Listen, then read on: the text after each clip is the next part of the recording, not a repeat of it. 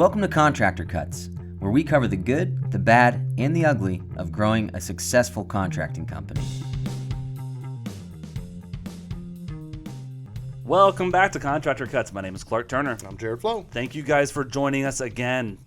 This week we are talking about the us, the company, the culture. How do you build a culture where people want to make this their lifelong home? And we're talking about leadership. Yep.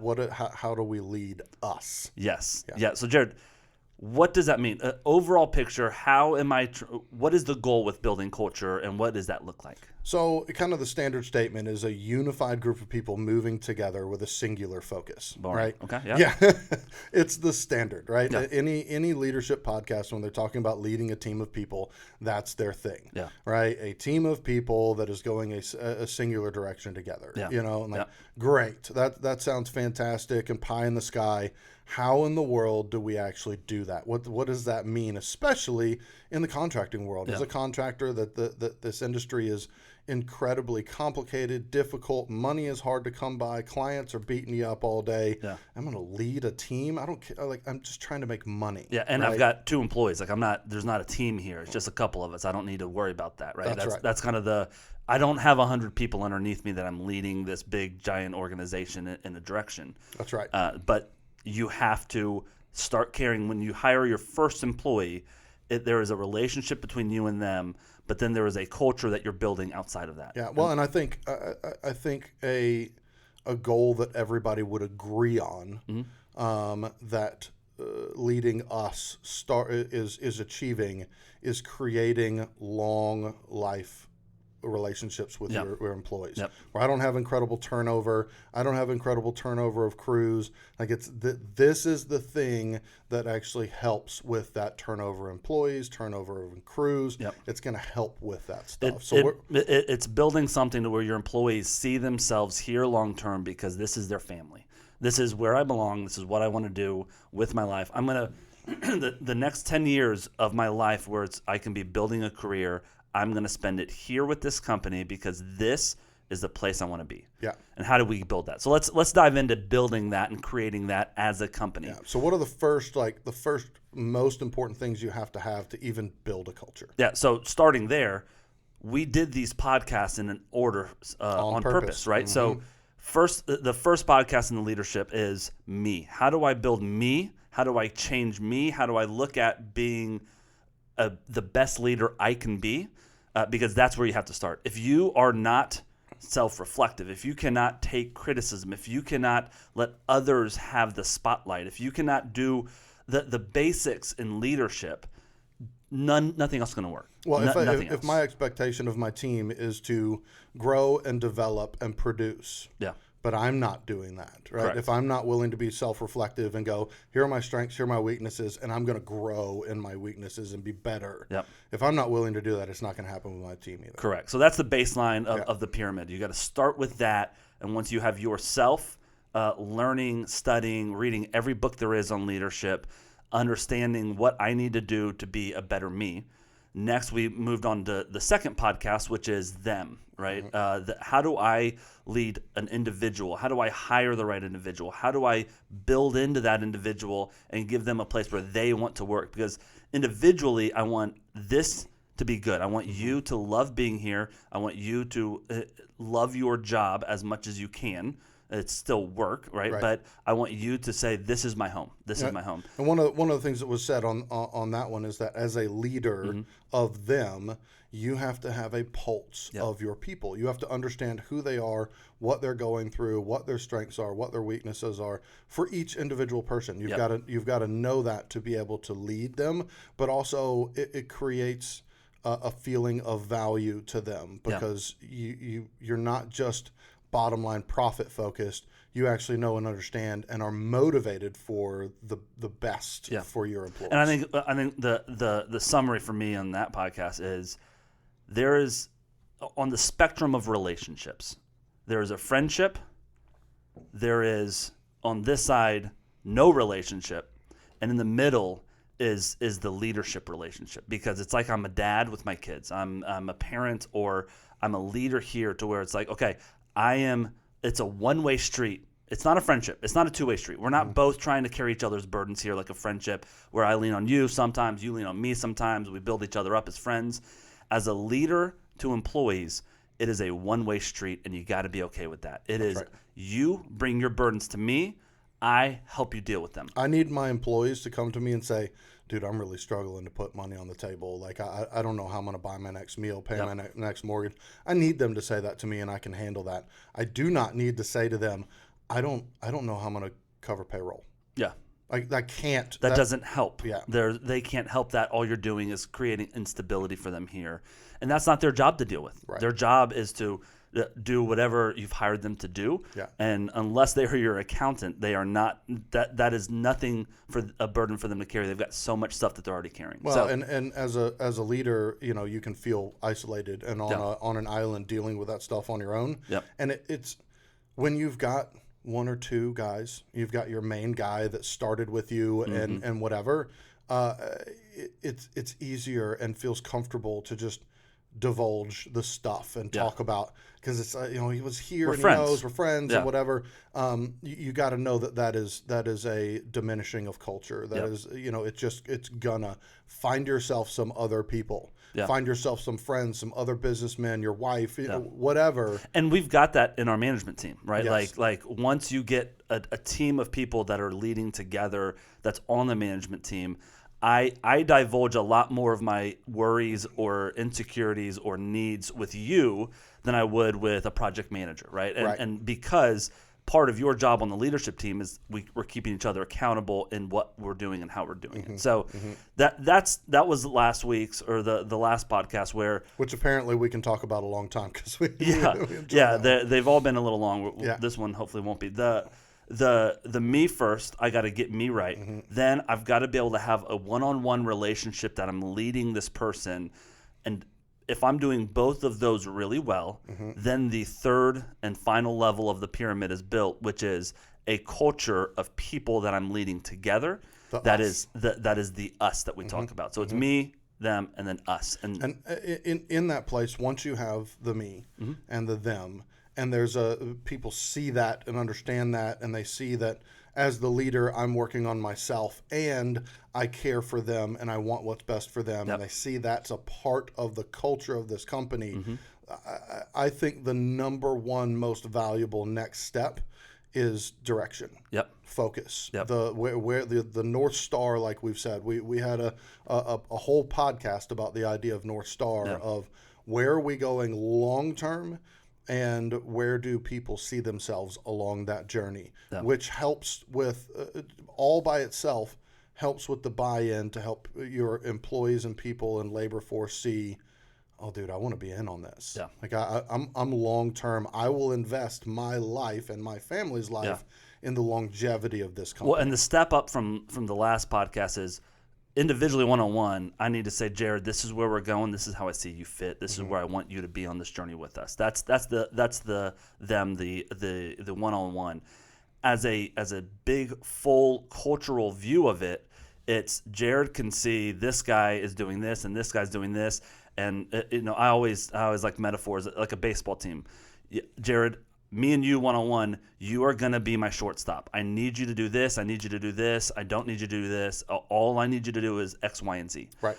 Now, when I'm looking at the whole team and saying, hey, Jared, this guy's your center fielder. This is your third baseman. You two need to work on together how you communicate. This is going to be your pitcher. You need to work on this. This is how we all fit together, and this is how you're playing a big role in this. So it's not just a small role that you're working on as being a shortstop, but you're saying, oh, it fits as this puzzle that we're all working together. Right. And I'm going to lean on this guy because he's really good at hitting fastballs, and he's going to help me with that. I'm going to lean on this guy because he's amazing. He has no errors. He's amazing in the field. And so it's a team that is working together to go in the same direction, leaning on each other, but also the coach is the main leader that you're leaning on. And as that coach, as that leader, using the baseball metaphor, you've created that individual. Hey, this person, that we're going to increase that, all of that stuff. But then you say, as a team, we're going to increase our on base percentage. And by nature of doing that, that's going to take us at least to winning the regional championship, right? Yep. We want to win state, but let's get to this one first. Yeah. So to do that, we all need to increase our on base percentage. We need to, errors, whatever it is. It's creating that focused goals of we want to get to winning regional. We want to get to winning this thing. And to get there, let me back that back down. Here are the tangible things as a team that we're going to be doing together. And as we're doing that together, you as the teammates have each other's back because you know that you're hitting 400 and your shortstop is just a 150 hitter. And so you're coming alongside him and saying, hey, I see this, like you're turning, like there's that I got your back type of mentality that those things kind of create. So how do we create that? What do we put in place to where people are doing that with each other, to where my teammates are building each other up, and it's not my job to constantly coach every single person in every single moment on every single play. Right. Well, the first is like I said, the direction and having everybody buy in on I'm good with going there. Then the secondary one is the how are we going to operate? How are we going to function? What are the rules and regulations? What are the morals and ethics, the standards that we are going to operate within going that direction? Back to the baseball metaphor, we're not going to bat flip. We're not going to gloat. We're not, whatever it is, there's a standard of, if somebody comes at you and is going to fight you, the whole team's going to come out, but we're just going to do everything to de-escalate and back away because we don't want to be known as a team that fights or whatever, right? Creating that unified, this is what we believe in. This is how we're going to operate. And I in my mind and my heart agree with those morals and standards. It's the reason that you want to be a part of a team is the way I'm treated and the way I want others treated around me. And that's why we have our core values. That's solely what our core values are for, is to say these are the rules that we're all agreeing. When you start working here, these are the rules that you're agreeing to. This is how we communicate. This is how we advocate for each other. This is how we lead each other. We lead in this way, we advocate in this way, and we communicate in this way. And if you're not doing that, or if I'm not doing that, we're going to have a conversation. That's right. I want you call me out on it. I'm going to call you out on it. Just like the baseball, if someone drops a pop fly and the third baseman's like, come on, man. I'm going to get in his face and make sure that he doesn't that he builds our guys up. That's right. Not going to tear our guys down. We're going to build each other up. That's not okay. When someone falters on the team, what's the rest of the team doing? That's how you know the culture is. Am I using you and your failures to shine myself? Am I lowering you down to build me up? That is a very bad culture. And that's why you have to create those, right? I mean, you've said on previous podcasts that when we spent the time, which was like 6 months, creating our core values, it kind of felt like, I mean, we're just trying to pretend like we're some big company, blah, blah, blah, blah. But once they were created and implemented, and then we saw that start trickling through the company, that all of a sudden they were printed out and put it in all the management offices, and they were being referenced on a regular basis. Positive conversations and accountability conversations were happening that you weren't in charge of anymore, that you weren't trying to force your morals down everybody's throat without people knowing it. It was a standard across the board, and what happened is the standard of accountability started to go across the entire company, that somebody else who wasn't in management would say, hey, we don't remember our core values. We don't talk to people that way. And here's why. Right. And so there was this opportunity to spur the other people on your team up to the level that we're trying to stay at. Right. And that by nature of having that, it creates buy-in. It creates safety and security of like, I may have struggles day to day, but I believe in this company because I'm aligned in my belief system and how this company operates. So you've got a vision, and then you've got your kind of bylaws and standards and morals and ethics that you've created that kind of can infiltrate your entire team, and then having a level of, whatever you want to call it, 360 open door accountability, so it's there and available. And we talked about I'm pretty sure, I don't remember if it was in the first or second one of these, but we said, as a leader, when you have that open door accountability, where the open door policy where you can say anything, you have to lead in that. You have to initiate in that. Yeah. And by nature of doing that, people see it and they go, oh, cool. It's not just me. I don't have a dictator who stands outside of the realm of responsibility. No. He actually lives in the same bylaws and regulations and morals that we live into. Yeah. Well, and when you are coaching a team, there's two main things that I like to envision and coach on when I'm teaching someone how to coach a team, right? It's one, everyone's going to follow my lead in how those rules are implemented. Mm-hmm. If I allow someone to tear somebody else down, that's going to start happening more. If I get in his face, that's not going to happen. If I say, you can't do that to my employee, you can't do that, this isn't going to happen. Now, I'm not going to call him out in front of the team. I'm going to pull him in my office and say, what's going on? Why are you picking that so-and-so? Why are you doing this? Why aren't you helping with that?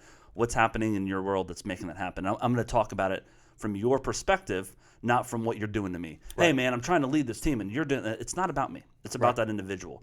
But as a whole, number one, I've got to set the bar when if I'm implementing rules and how you have to act, but I'm not acting that way, no one's going to follow that, right? No one's going to follow that leadership. So number one, the rules that you're implementing, however high you set the bar, people are going to almost get to it. Well, and a tangible example of that in our world, in the things that I'm coaching contractors on, more times than not, I have the owner of the company who started with us and they got into the software, they're out running jobs, they've got a way that they do it, and then they bring in an employee in and they're holding them to a standard of, you're required to do X, Y, Z in the software every single day, period, without fail. You have to do this. And I've literally had guys say, now I know that I don't do that, but I'm different. But you have to. That is a immediate problem. Yeah. That this person's would be like, really, dude? Like, you don't do it. Yeah. You know, like there's a disconnect, whatever you want to call it, that happens from there. That's just going to cause an agitation. Yeah. It's not connective. Yeah. It is disconnective by doing that. And on top of that, I've seen a lot of guys in leadership where what I'm doing as the owner of this company or as the boss is way more important than the issue or problem that you're dealing with as a PM, right? Like, can't you just deal with that homeowner and not make me deal with it? Is the attitude that as an owner, as a leader, you can slip into easily. Yep. And all that's doing is saying, I'm important, you're an idiot, handle your job. That's not helping. Either way, it's I'm not going to come hand you a fish, but I'm going to come teach you to fish. I'm not going to just come and fix it with the homeowner, but I'm going to sit down and say, Jared, listen, this is the third time that you've had this issue with homeowners. Let's talk through why you keep ending up in this spot. And I'm going to put my stuff on the shelf, even though it's on fire and I need to deal with it, because I'm here to help you. You didn't hire me, I hired you. And so you don't, my issues aren't your problem, and your problems are my problems. Right. And so dealing with that and saying, okay, you are first here, and I'm going to serve you and help you understand how to not keep coming into these problems. And that's individual, but that on a bigger scale, right? So go ahead. Well, as we're talking about kind of leadership of us, right? And we've got the me and them stuff working and functioning. And then we have a North Star, and then we have accountability. When those things are all created and out there and done, your goal as a leader of how do I most efficiently move us towards that goal? What you're looking for is that how do I create my team feeling like they're not on an island by themselves? Yeah. And how do I create the individuals not feel like they're out on an island by themselves? Yep. Where it is actually that kind of band of brothers type of thing. Look, dude, like, I know if you're struggling, you got family life, you've got an overwhelming client, you've had a long day, I see you as your peer, not the leader of the company. Sometimes it can be the leader of the company, but what I'm looking for is to create an environment where my company and my people are looking out for each other. Yeah. And they're there to step in and have a conversation. They're there to step in and say, hey, dude, I see like you're a little off. You good? Right? Or, hey, I know you have to get to these other 3 houses. I'm on that side of town. Can I get to these 2 for you? Yeah. It's that camaraderie that you're looking to create. That is the culture that once you have those other pieces that are in and functioning, that's what you're looking for. Yeah. Right.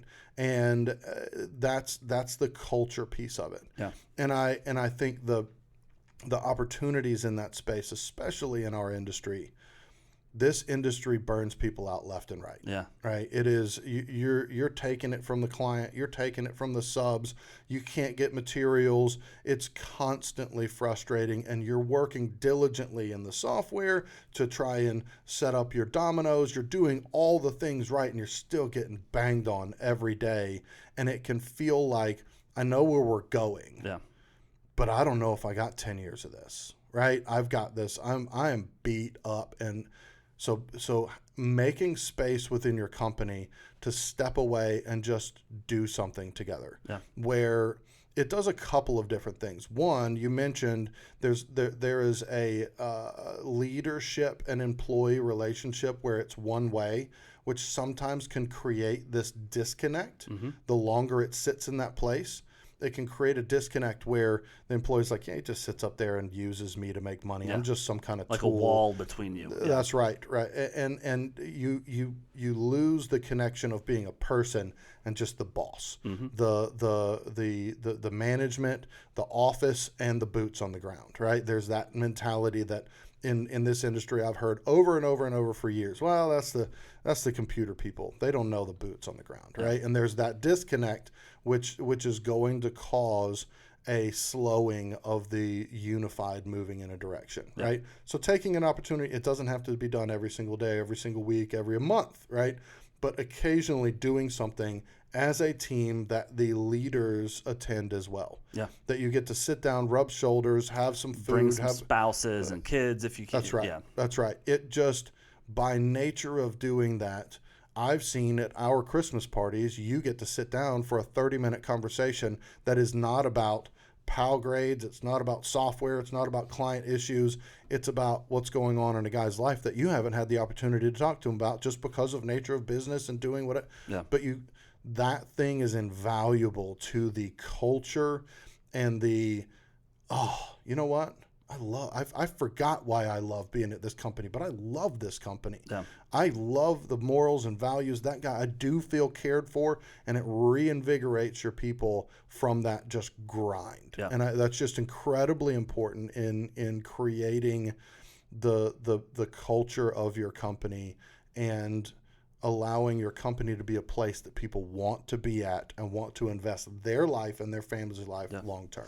Culture doesn't happen overnight. Doesn't happen in a week or a month. It takes years. It takes a track record of trust that you've built to get you to a spot where you've got a really good culture. And so let's talk about the steps you can take today to start getting there. I think the first thing that pops to mind for me is think about always trying to have the opposite attitude of your employee. So if they're down, I'm going to be up. If they're super up about something, I'm going to say, that's great, but I want to be the level setter of the company emotionally. If I'm walking into a meeting and everything's going wrong for 3 of my PMs, it's going to be positive and nothing but upbeat, and I'm not going to bring up the issues that they've also caused to make it go wrong. That's right. But first thing that building this culture is try and have an attitude of servanthood and try and bring them back to the middle.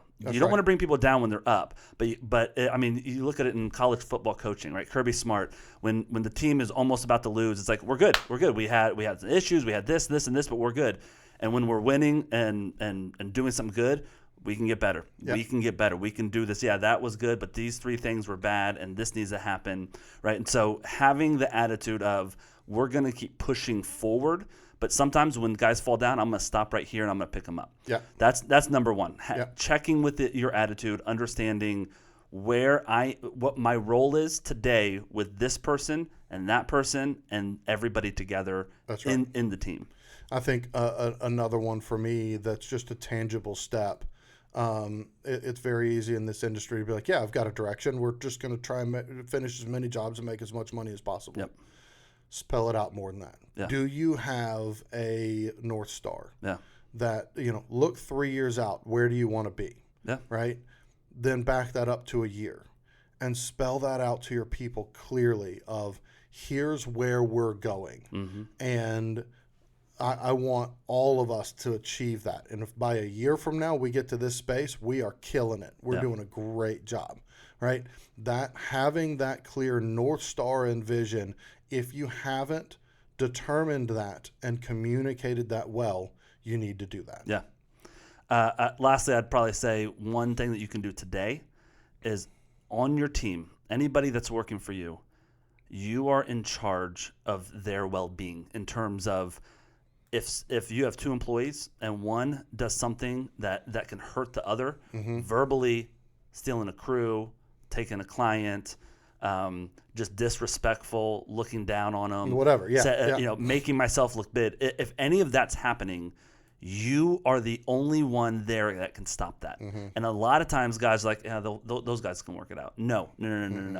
This isn't going to happen on my watch. Right. You're not going to bully one of my people. You are one of my people, but I'm not going to allow it. I mean, I do it all the time with my kids. Like, I will not let anybody talk to my daughter that way, even if it's one of my other daughters. That's right. And so I'm not going to let anyone talk to my employee that way. Even if you're an employee and even if you're right, I don't care. We're going to sit down, sit in my office. Let's talk about this because that's not going to happen. That's right. So you are the gatekeeper of how people feel when they're at your work, right? So start focusing on that. If you hear something, if you don't push away from it, push into it. Yeah. Get deeply involved when you see conflict within your company. I think for me, one of a big point is that if you have created a standard of living, right, morals, character, ethics of the company, your core values, your people need to see that you're flying the flag of that. Yep. That it's not just, well, this is how we're going to operate, and I operate outside of that. They'll do that because you signed their check, right? But that's not buy-in. That is buying them, right? Buy-in is this is the level of ethics that we are going to operate in, and I, as the leader, am going to be the highest representation of those ethics, and my people are going to see that.